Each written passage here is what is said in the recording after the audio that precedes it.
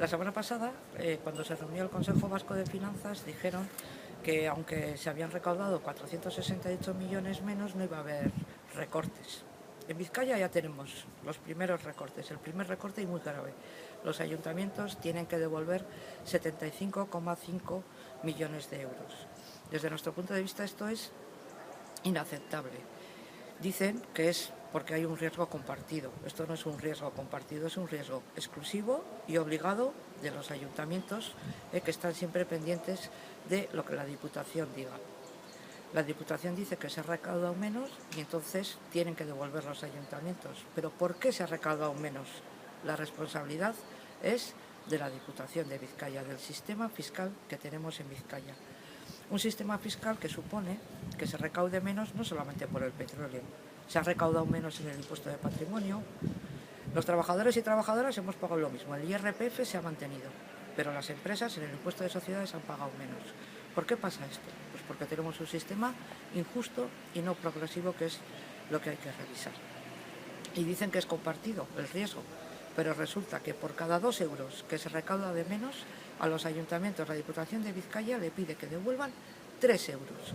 Eso no es proporcional, no se mantiene la proporción entre lo que se deja de recaudar y lo que tienen que pagar los ayuntamientos. Cuando se reunió el Consejo Territorial de Finanzas de Vizcaya, hicieron un llamamiento a la prudencia financiera a los ayuntamientos. Bueno, nos parece un insulto. Prudencia financiera tiene que tener la Diputación.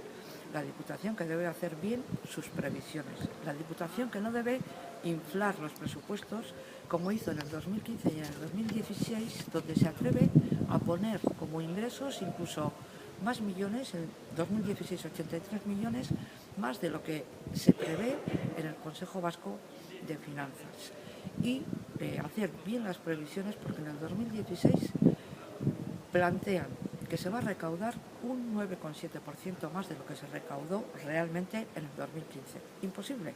Nos pueden hablar de que la economía está mejorando, pero un 10% no se lo cree nadie, creo que ni ellas ni ellos. Y por último decir que la Diputación manda un mensaje envenenado, ¿no? Dice, Vizcaya va bien, siempre va bien, pero luego la realidad dice lo contrario.